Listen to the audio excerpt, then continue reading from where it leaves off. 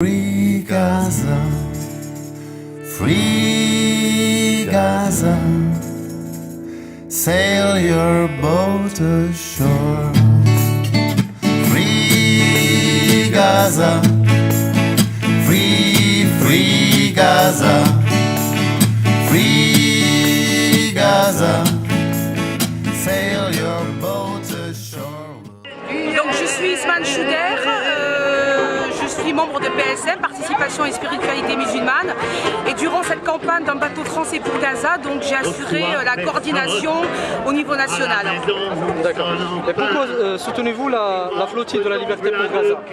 Alors en tant que PSM, nous sommes partie prenante donc, du collectif national pour une paix juste et durable entre Palestiniens et Israéliens depuis 2005, et donc c'est tout naturellement que nous avons été initiateurs au même type que les 60 autres organisations donc ce collectif de la campagne Un bateau pour Gaza qui vise en fait trois choses.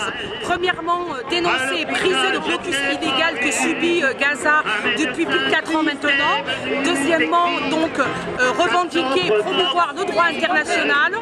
Et enfin, troisièmement, dénoncer la crise humanitaire que subissent 1,5 million de Palestiniens dans la bande de Gaza. D'accord. Et qui embarque à bord de la flottille de la liberté pour Gaza? Alors ce sont des représentants d'organisations nationales, des élus, des politiques et aussi donc des représentants d'associations et des individus. La dernière fois, l'opération flottille de la liberté s'est terminée avec 9 morts.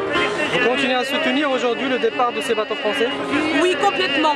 Parce que face à l'inertie et à l'inaction de nos gouvernements et de nos gouvernants européens et occidentaux de manière plus large, qui ne font rien et qui prennent plutôt un décalage total entre des discours déclaratifs et puis une action qui ne suit pas, malgré toutes les résolutions de l'ONU, malgré en fait tous les comptes rendus qui dénoncent la situation catastrophique de ce que vivent les Gazaouis, nous c'est à nous, peuple, de nous saisir en fait en tant que droit et devoir de promouvoir la solidarité et la justice. Et donc malgré les événements tragiques de l'année dernière, nous ne nous laisserons pas impressionner ni intimider, parce que face à la logique de la force et de l'oppression que promeut Israël, nous nous situons sur une logique de droit et de justice et de dignité pour tous les Palestiniens. N'y a-t-il pas d'autre solution plus douce pour briser le blocus de Gaza? La flottille de la liberté pour Gaza est une des solutions les plus douces parce que c'est une flottille et une dynamique non violente, pacifique, promouvant justement le droit et la dignité et l'entraide. Et je pense que ça obéit à une vraie logique de responsabilité collective. Et je voudrais vraiment mettre en avant que la force et l'agression, elle est du côté israélien et pas du côté des citoyens et de la mobilisation populaire qui a porté cette campagne Un bateau français pour Gaza. D'accord.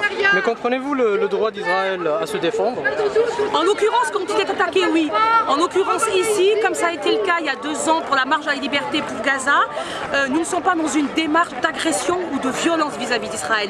Nous sommes du côté du droit et nous sommes justement pour dénoncer une situation illégale et en disant qu'il est illégal au registre en fait des conventions internationales de punir collectivement tout un peuple. D'accord. Donc que transportera exactement cette flottille de la liberté?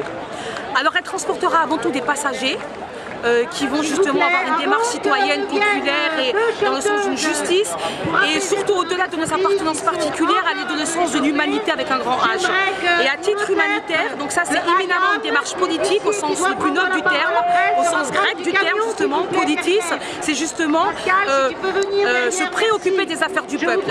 Et deuxièmement, donc l'aspect humanitaire consistera à une cargaison de 250 tonnes qui sera aussi aux côtés d'autres cargaisons suédoises, norvégiennes, que prendra en charge donc un cargo et qui sera constitué de matériel médical, de matériaux aussi de reconstruction pour Gaza, de matériel éducatif à destination des enfants, donc des stylos, du matériel scolaire et des choses aussi de première nécessité aussi basiques que du chocolat qui est interdit par la liste que met en avant Israël des produits interdits de pénétrer à Gaza. D'accord.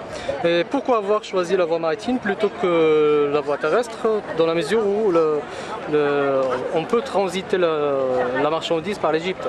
Alors actuellement, tout le monde en fait se glose de la réouverture enfin du point de passage de Rafah. Il faut comprendre que le point de passage Rafah, il est ouvert ponctuellement. Là concrètement, ça fait 4 jours qu'il est refermé et en fait ne filtre que les personnes. Les marchandises ne passent toujours pas.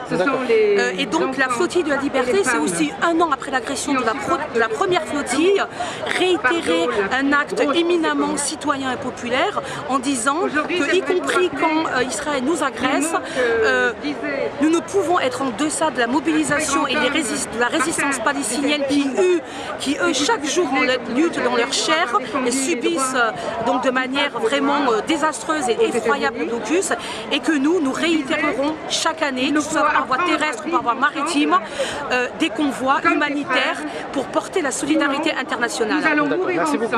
Merci à vous. Comme des idiots. Gaza, free, free Gaza, free Gaza, sail your boat ashore.